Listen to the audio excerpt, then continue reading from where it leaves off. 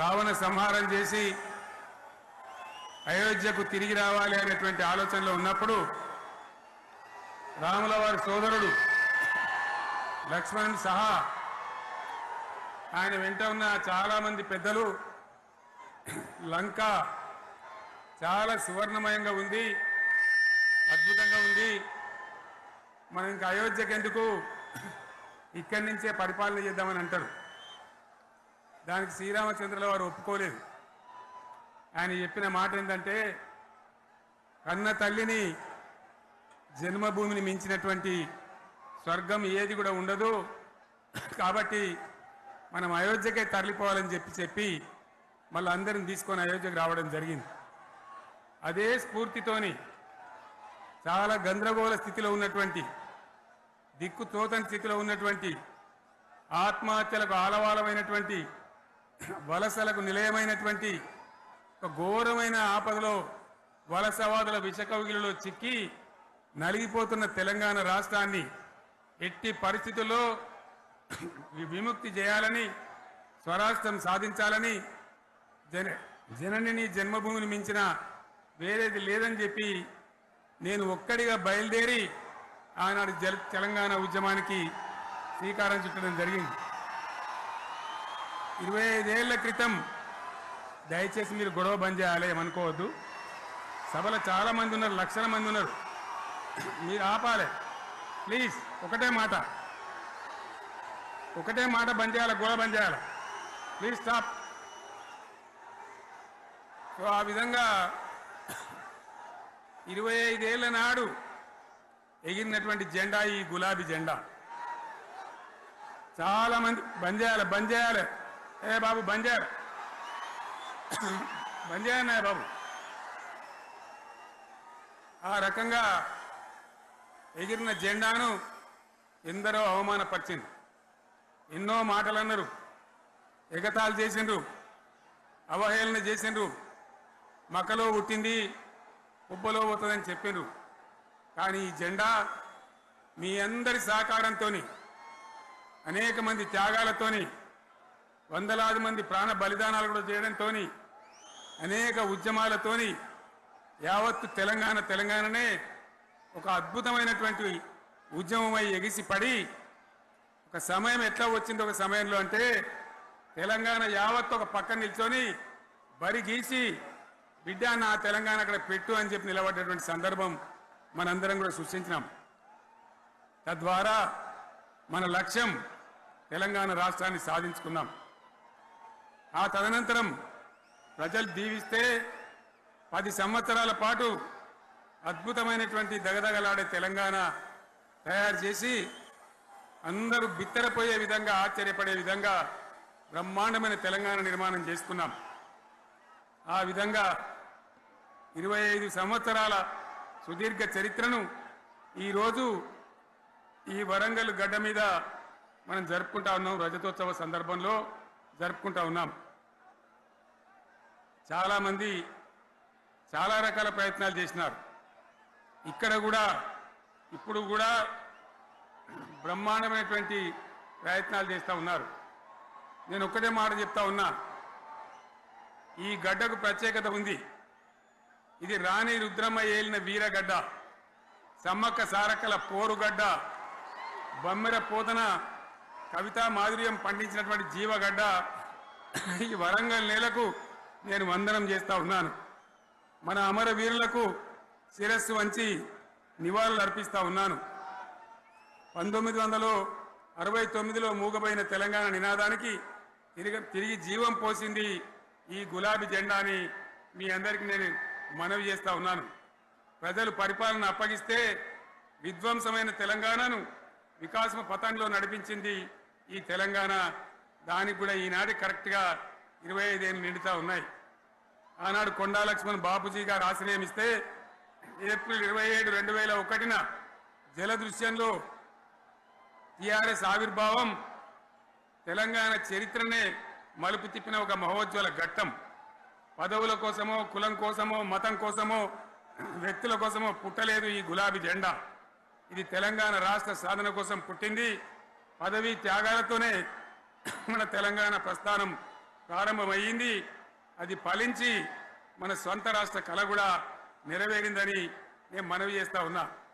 ఆనాటికి అలుముకున్నటువంటి చీకట్లను పారదోలడానికి, ప్రజల్లో విశ్వాసం కల్పించడానికి, ఆత్మవిశ్వాసాన్ని పెంపొందించడానికి నేను ఒక మాట చెప్పిన ఆ రోజు మీ అందరికీ కూడా గుర్తుండాలి. ఉద్యమం నుంచి వెనక్కి మరలితే, ఉద్యమ జెండాను దించితే నన్ను రాళ్లతో కొట్టి చంపండి అని చెప్పి నేను ఉద్యమాన్ని ప్రారంభించిన విషయం మీ అందరికీ కూడా తెలుసు. ఆ తదనంతరం జరిగినటువంటి స్థానిక పంచాయతీ ఎన్నికల్లో, ఆ తదనంతరం జరిగినటువంటి సిద్దిపేట ఉప ఎన్నికలో ప్రజలు బ్రహ్మాండంగా ప్రాణం పోసి ఊపిరిలిదితే అద్భుతంగా ఉద్యమం ముందుకు పురోగమించిన విషయం మనకు తెలుసు. 60 ఏళ్ల సమైక్య పాలనలో తెలంగాణది ఎంత గోస, ఎంత దుఃఖం, ఎంత వేదన, ఎంత హింస, ఎంత అణిచివేత చూసినామో మనందరికీ కూడా బాగా తెలుసు. గోదావరి కృష్ణనీళ్ళు దక్కకుండా తరలిపోతే తల్లి సనుబాలకు నోచని పిల్లల్లాగా తెలంగాణ బిడ్డలు రోధించారు, కరువుల కాటకాలకు గురయ్యారు. అర్ధరాత్రి కరెంట్లు పెట్టబోయి పాములు గుట్టి తేలు గుట్టి చాలా భయంకరంగా అనాథల్లాగా చనిపోయినారు. ఆ రకంగా జరుగుతూ ఉంటే ఇక్కడ ఉన్నటువంటి ఆనాడు కాంగ్రెస్లో టీడీపీలో ఉన్నటువంటి నాయకులు పదవుల కోసం పెదవులు మూసిండ్రు తప్ప ఏనాడు నోరు తీసి కొట్టాడలేదు. గులాబీ జెండా ఎగిరేదాకా కనీసం తెలంగాణ సోయిని కూడా ప్రదర్శించలేకపోయినారు. మీ అందరికీ తెలుసు, తెలంగాణ కోసం అవసరమైన ప్రతి సందర్భంలో పదవులు త్యాగం చేసిన వాళ్ళు బీఆర్ఎస్ బిడ్డలు అని చెప్పి నేను గర్వంగా మనవి చేస్తా ఉన్నా. కానీ పదవుల కోసం తెలంగాణను ఆగం చేసిన వాళ్ళు ఆనాడు ఉన్నటువంటి కాంగ్రెస్ నాయకులు అని చెప్పి కూడా నేను మనవి చేస్తా ఉన్నా. చంద్రబాబు నాయుడు ఆనాడు ముఖ్యమంత్రిగా ఉండి ఎంత ఘోరమంటే హైదరాబాద్ నడిబొడ్డున ఉండే తెలంగాణ గడ్డలో ఉండేటువంటి రాజధానిలో మన శాసనసభలో తెలంగాణ పదాన్ని నిషేధించినాడు. తెలంగాణ అనవద్దని స్పీకర్ ద్వారా రూలింగ్ ఇప్పించినారు. ఇదే జిల్లాకు చెందినటువంటి ప్రణయ్ భాస్కర్ గారు ఆ రోజు ఎమ్మెల్యేగా శాసనసభలో తెలంగాణ అంటే అది నేరమైనట్టుగా పరిగణించి తెలంగాణ పదాన్ని నిషేధించేటువంటి ప్రయత్నం చేసినారు. మిత్రులారా, మీకు అందరికీ చరిత్ర తెలుసు. ఆనాడైనా ఏనాడైనా ఈవెన్ ఈనాడైనా తెలంగాణకు విలన్ నంబర్ 1 కాంగ్రెస్ పార్టీ అని మనవి చేస్తా ఉన్నా. మనందరికీ కూడా తెలుసు ఆ విషయం. తెలంగాణ హైదరాబాద్ స్టేట్ పేరుతో ఉన్ననాడు ప్రజలు వద్దంటుంటే కూడా బలవంతంగా తెలంగాణను ఆంధ్రాతో కలిపిన వాళ్ళే. ఏందా బాబు, ఏందా పనిలేదా? రెడ్డి ఎవరెవరు పోండి, మీరు మీకేం పనిలేదావా? ఈ 10 మంది కాదు కదా, సభ అంతా ఉంది కదా, ఉండండి, కామ్గా ఉండండి, డిస్టర్బ్ చేయండి మీరు. అట్లా బలవంతంగా ఆనాడు ఆంధ్రలో విలీనం చేసింది కాంగ్రెస్ పార్టీ, జవహర్లాల్ నెహ్రూ. 69లో ఉద్యమం వస్తే 400 మంది తెలంగాణ బిడ్డలను పిట్టల్లాగా కాల్చి చంపింది ఇందిరాగాంధీ ప్రభుత్వం, ఆనాడు ఉన్నటువంటి కాంగ్రెస్ పరిపాలన. మళ్ళీ 2001 నుంచి మనం విజృంభిస్తే నంగనాచిలాగా ఇదే కాంగ్రెస్ వచ్చి మన బలాన్ని, మన ఊపును చూసి పొత్తు పెట్టుకొని తెలంగాణ ఇస్తామని నమ్మబలికి మనతో పొత్తు పెట్టుకున్నది కూడా మీరు చూసినారు. మళ్ళా ఎగ్గొట్టే ప్రయత్నం చేసినారు. 14 ఏళ్ళు ఏడిపించినారు. అది మీ అందరికి తెలుసు. వాళ్ళు ఎట్టెట్లా చేస్తూ ఉంటే వాళ్ళ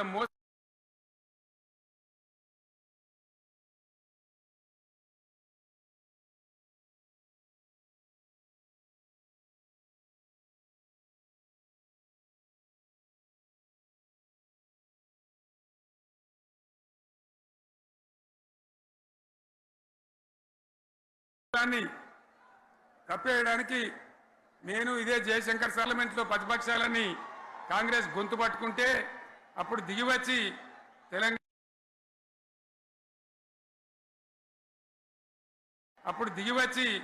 తెలంగాణ కోసం ప్రకటన చేసిన విషయం మీకు తెలుసు.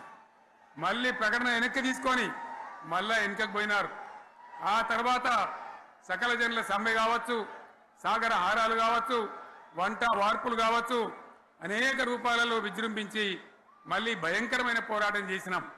మళ్ళీ 3 ఏళ్ల తర్వాత వాళ్లకు రాజకీయ అవసరం ఏర్పడి ఆనాడు వచ్చి మళ్ళీ తెలంగాణ ఇస్తామని ప్రకటించి వాళ్ళకి ఇష్టం లేకపోయినా తెలంగాణ సృష్టించినటువంటి ఆ సుడిగాడుపులో తట్టుకోలేమని భయపడి తెలంగాణ ఇచ్చిన విషయం కూడా మీకు తెలుసు. తదనంతరం ప్రజలు మనకు అధికారం ఇచ్చినారు. దాన్ని మనం ఏదో అధికారం అనుభవించడానికి తీసుకోలే, బాధ్యతగా తీసుకున్నాం. ఎంత బ్రహ్మాండంగా పనిచేసినాం. రాష్ట్రాన్ని మన చేతిలో పెడితే ఎక్కడున్న తెలంగాణను ఎక్కడ తీసుకొని పోయినాం. అనేక రంగాలలో please please please please please ఒకటే మాట, ఏ బాబు ఇక్కడ నేను మాట్లాడుతున్నా, అక్కడ మీరు మాట్లాడుతున్నా, మీకు ఏమైనా అర్థం ఉన్నదా? ఏది అర్థం కావాలి ప్రజలకు? ఏం పని లేదావా? ఇదేం పద్ధతి? మీరు పార్టీ కార్యకర్తలేనా? సైలెన్స్ ఉండండి. అంతమంది నన్ను లక్షల మంది మీరు 10 మంది ఏందా ఇక్కడ? 10 నిమిషాలు సైలెంట్గా ఉండలేరా?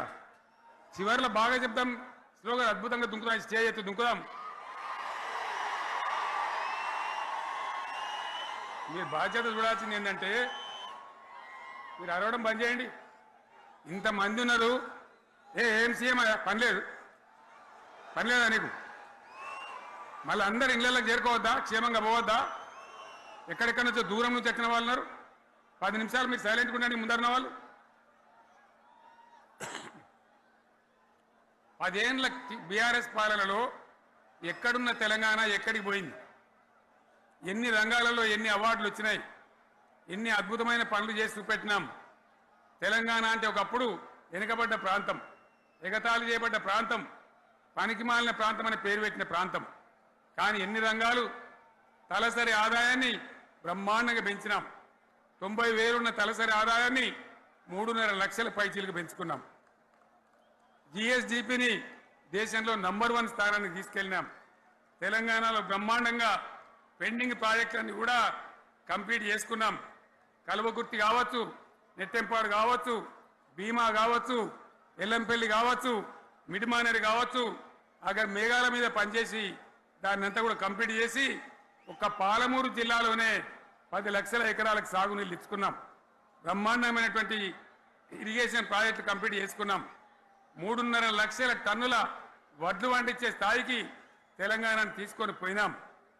వరంగల్ గడ్డ కోసం, ఇదే జిల్లా కోసం పెండింగ్లో ఉన్న దేవాదుల ప్రాజెక్టును కంప్లీట్ చేసి ఈ గడ్డకు నీళ్లు తెచ్చుకున్నాం. 3 ఏళ్లలో కాళేశ్వరం ప్రాజెక్టు కట్టుకున్నాం. వాగుల మీద, వంకల మీద చెక్ డ్యాములు కట్టుకున్నాం. మిషన్ కాకతీయ పేరు మీద చెరువులన్నిటి పూడికలు తీసుకున్నాం. ఒక అద్భుతమైన తెలంగాణను తయారు చేసుకున్నాం. పడావు భూములన్నీ పంట పొలాలుగా మార్చుకున్నాం. ఆనాడు బీఆర్ఎస్ పాలనలో చెరువుల నిండా జలరాశులు, రైతుల కళ్ళాల నిండా ధాన్య రాశులతోని బ్రహ్మాండంగా తెలంగాణ అద్భుతంగా పురోగమించిన విషయం మీకు తెలుసు. పంజాబ్ను తలదన్నే పంటలు పండించిన విషయం కూడా మీ అందరికీ తెలుసు అని నేను మనవి చేస్తా ఉన్నా. రైతు కష్టమైందో నాకు తెలుసు. నేను స్వయంగా రైతును కాబట్టి రైతాంగాన్ని కడుపులో పెట్టి చూసుకున్నాం. మీ అందరికి ఒక మాట చెప్తా ఉన్నా. ఈ దేశంలో షేర్షా సూరి అని ఒక రాజు ఉండే. ఆయన కాలంలోనే రెవెన్యూ సంస్కరణలు తెచ్చినారు. నేను చెప్పే మాట మంచిగా వినాలి మీరు. చరిత్ర పొడుగుతో చూస్తే షేర్షా సూరి నుంచి స్వతంత్ర భారతం వచ్చిన తర్వాత ప్రజాస్వామ్య ప్రభుత్వాలు కూడా రైతుల దగ్గర రకరకాల శిస్తులు వసూలు చేసినారు. రైతుల దగ్గర డబ్బులు వసూలు చేసినారు. తహసీల్ రకాలు వసూలు చేసినారు. నీటి తీరువాలు వసూలు చేసినారు. కానీ రైతును చూడాలని వాడు అందుకోలే. భారతదేశంలోనే ఎక్కడ కూడా లేని స్కీమ్. నన్ను వాళ్ళు అడగలే, ఎలక్షన్లలో చెప్పలే. నాకు నేనుగా ఆలోచించి, ప్రభుత్వమే ఆలోచించి రైతు బంధు పథకాన్ని తెచ్చినాం. చాలా బ్రహ్మాండంగా రైతు బంధు పథకాన్ని అమలు చేసినాం. రైతాంగానికి ఎటువంటి కరెంట్ ఇచ్చినాం, ఎంత అద్భుతమైన కరెంట్ ఇచ్చినాం. ఆంధ్ర వలసవాద ముఖ్యమంత్రులు ఏం మాటలు మాట్లాడినారు. తెలంగాణ వస్తే కారు చీకట్లు అవుతాయి, మీకు కరెంటే రాదు, మీకు పంటలు పండియే రాదని చెప్తే వాళ్ళ నోర్లు మోయించేలాగా ఉత్తమమైనటువంటి ట్రాన్స్ఫార్మర్ కావాలన్నటువంటి మోటార్లు కావాలన్నటువంటి నాణ్యమైన కరెంటును 24 గంటలు సప్లై చేసినాం. రైతు ఇంట్లో కూర్చుంటే పొలాల కాడ బోర్లు దుంకినాయి, మీరందరూ కళ్ళారా చూసినారు. నాకంటే ఆ విషయం మీకే ఎక్కువ తెలుసు. అదేవిధంగా రైతులు చనిపోతే 2 ఎకరాలు 3 ఎకరాలు ఉన్న రైతులు ఏముంటుంది, వాళ్ళకి ఆదాయం ఉండదు. వాళ్ళు సస్తే బీఆర్ఎస్ రాకముందు పట్టించుకున్న నాతులు లేడు. అదే బీఆర్ఎస్ వచ్చిన తర్వాత రైతు బీమా ఇచ్చి వాళ్ళు చనిపోయినాక 8 రోజుల్లోనే వాళ్లకు రైతు బీమా అందే విధంగా ఆనాడు చర్యలు తీసుకున్నాం.